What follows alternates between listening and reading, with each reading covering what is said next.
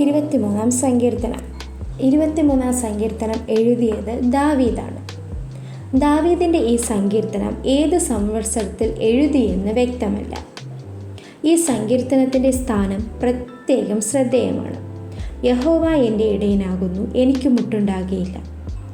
യഹോവ എൻ്റെ ഇടയനാകുന്നു എന്ന ആശ്വാസത്തിൻ്റെ ഇമ്പസ്വരമാണ് ശ്രവിക്കുന്നത്. മരണത്തിൻ്റെ മുഖത്ത് ദൈവത്തിൻ്റെ സാന്നിധ്യമാണ് നമുക്കിവിടെ കാണാൻ കഴിയുന്നത്. ദൈവ സാന്നിധ്യത്തിൽ സന്തോഷിക്കുന്ന തൻ്റെ അഭിഷിക്തനെ സംബന്ധിച്ചിടത്തുള്ളതാണ് ഈ സങ്കീർത്തനം. 23-ാം സങ്കീർത്തനത്തിൻ്റെ 1-ാം വാക്യത്തിൽ ഇപ്രകാരം പറയുന്നു: യഹോവ എൻ്റെ ഇടയനാകുന്നു, എനിക്ക് മുട്ടുണ്ടാകുകയില്ല. പുതിയ നിയമത്തിലെ യോഹന്നാൻ 10-ാം അധ്യായമാണിത് ഇവിടെ പറയുന്നത്.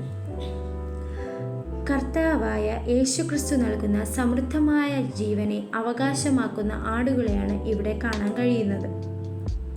ആ നിത്യനിയമത്തിൽ രക്തത്താൽ ആടുകളെ വിലയ്ക്ക് വാങ്ങിയ വലിയ ഇടയനായ കർത്താവായ യേശുവിനെ ഈ സങ്കീർത്തനത്തിൽ നാം കാണുന്നു. ആടുകൾക്ക് വേണ്ടി ജീവനെ കൊടുത്തു നല്ല ഇടയനായിരുന്ന കർത്താവിനെ. എനിക്ക് മുട്ടുണ്ടാകുകയില്ല. വാർദ്ധക്യമോ അതിൻ്റെ ബലഹീനതയോ അഥവാ മരണമോ എന്നെ തളർത്തുകയില്ല. എനിക്ക് എല്ലാം സമൃദ്ധിയായുണ്ട് എന്ന ആശയമാണ് ഇവിടെ നിഴലിടുന്നത്.